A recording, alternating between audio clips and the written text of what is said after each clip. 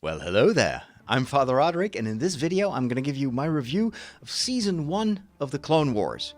Why Season 1 when Season 7, the final season, is just around the corner on Disney+? Well, that's exactly why. 12 years ago, I saw the movie in the theaters, the theatrical Clone Wars movie, and then I watched the first season on DVD, and it really didn't work for me. So I kind of gave up on The Clone Wars.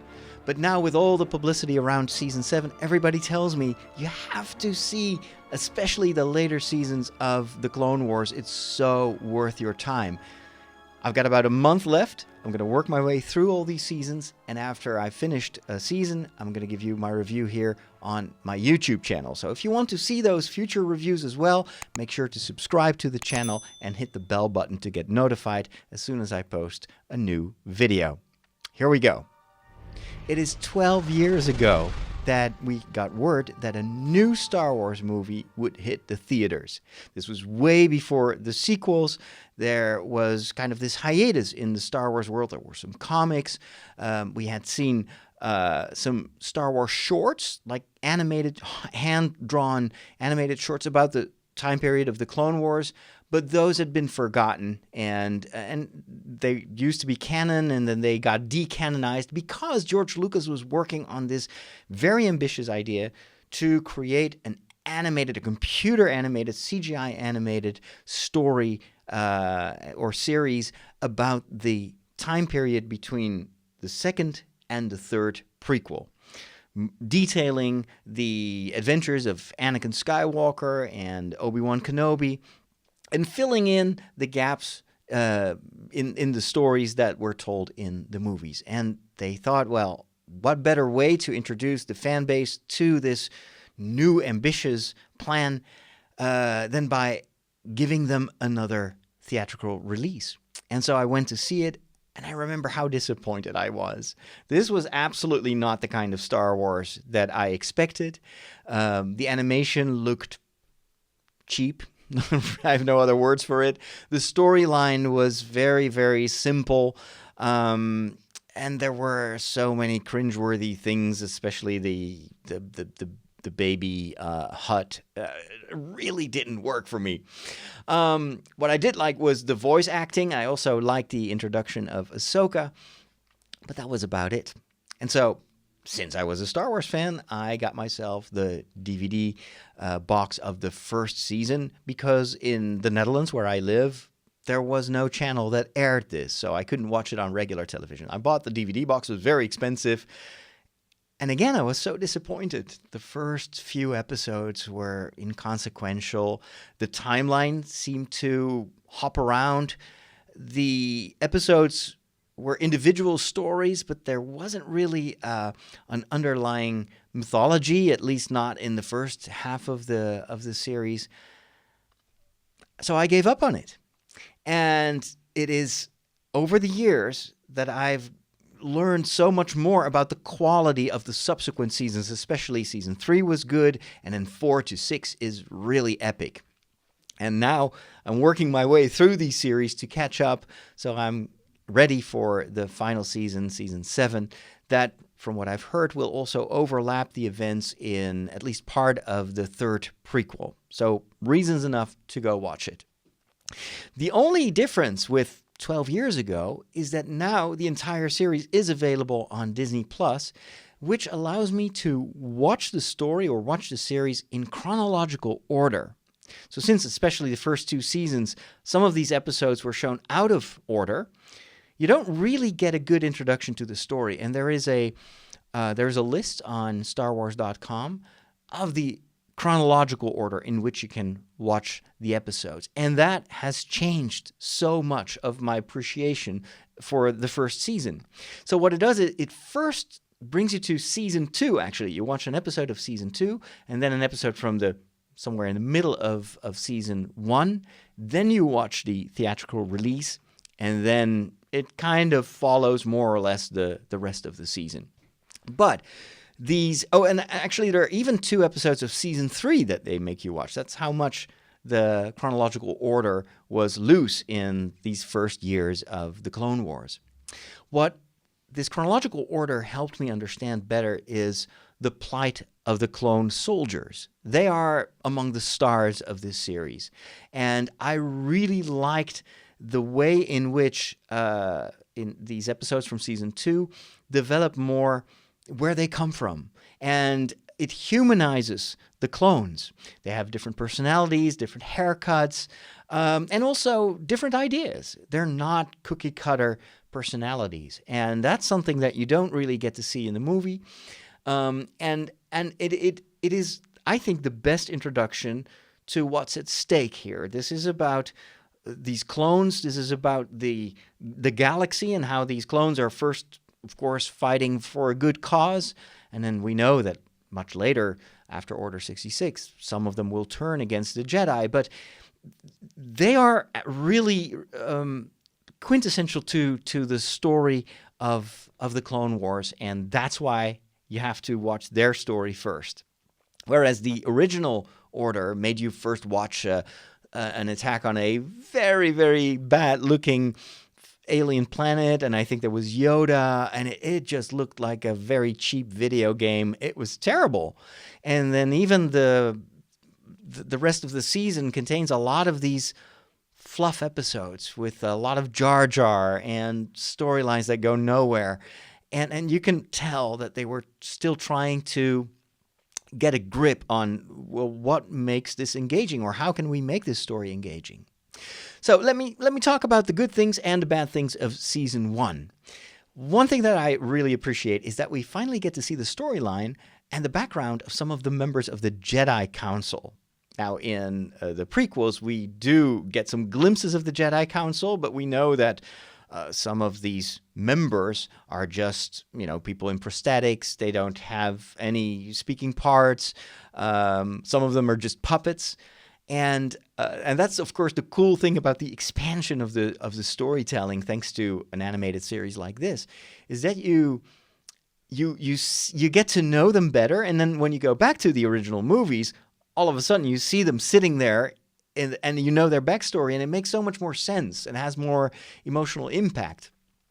So I really liked how they did that here. There is another personality that is, I think, new, that is introduced here in the Clone Wars series, and was also already part of the originally hand-drawn animated series that was kind of discarded by George Lucas, and that's the character of Asai Ventress. She's Count Dooku's apprentice, and she is very scary and a true villain.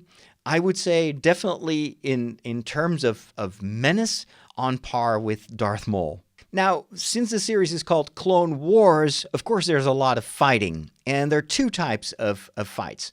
There are lightsaber fights, and there are these battles, these between droids and tanks and ships.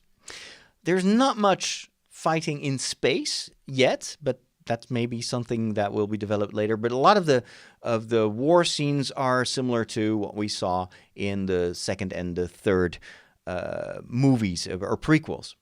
Now, these battle scenes often look very generic. I'm not sure if it is because of the limitations of the animation techniques back then, or maybe just not enough resources. But for instance, when you've got like the battle droids and then the Republic forces opposing, almost always they choose for this, I think they call it parade-style attack, which means it's just a big parade of tanks and battle droids, and then there is shooting back and forth.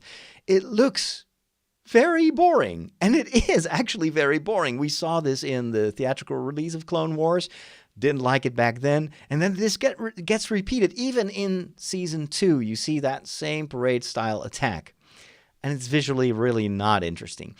The same is true also for the lightsaber fights. There are a lot of them, and a lot of them look very similar. And it's kind of overdosing, I think, on the lightsaber effect, on the lightsaber battles. And you've got diminishing returns. It doesn't really, it's not that special anymore. Whereas in the movies, when there is a lightsaber fight, there is really something at stake. Here it's just, oh, we're Jedi, we have a lightsaber, some battle droids, let's just cut them in half. And it just goes on and on and on like that. I hope that will get better in the next couple of seasons. Then there is Jar Jar. Now, of course, Jar Jar is popular with kids, but there are also a lot of Star Wars fans that don't really care for Jar Jar, and I'm putting it mildly. Well, in this first season, there is a lot of Jar Jar, and his lines, his role is even worse, I think, than in the prequel. So, not a fan of the Jar Jar episodes, and also something that I hope they will tone down in the next few seasons. And then there are the battle droids, also a pet peeve of mine. I think the battle droids with their Roger, Roger and their, crazy banter. Oh, I wish they had never done that. I really didn't care for the battle droids in the prequels, in the movies. And here in the Clone Wars, they're all over the place, as is their banter. And it's not even funny. It feels generic. It's mediocre. I hope they will step away a little bit more from those battle droids. There are also some very good points. And for me, the highlight of the entire first season and also of the theatrical movie is the dynamic between Ahsoka and Anakin. Anakin getting his own apprentice. And then seeing Anakin still being a student and having to learn from a somewhat distant Obi-Wan. There's, again, not yet that chemistry that you see in the third prequel and maybe later on in this series. But it is compensated, I think, by the great chemistry between Ahsoka and Anakin. Anakin himself also is, I think, a lot better than in the movies. He's more fleshed out. There's more humor. There's much more, I would say, contrast in his character. He's more believable. Whereas in the prequel movies, he comes across as being very conflicted, very whiny, very pushy. And the only time that we get to see a little bit more of the movie version of Anakin is in the scenes that he has in this first season with Padme. It still baffles me that Padme actually fell for him, because he is really annoying and pushy and even a little bit abusive psychologically. So that relationship still feels weird and a little bit out of character compared to the rest of Anakin's role here in this first season. It does, I think, really help the overall story of the prequels to get to know Anakin better, to see his good sides and also his flaws. And I think I kind of expect that this will become even more important in the future seasons. And for me, it really it helps compensate for kind of the mediocre writing of Anakin's character in the prequel movies. As I've already mentioned, the animation is a little bit so-so. It's sometimes the digital sets look a bit empty, a bit generic.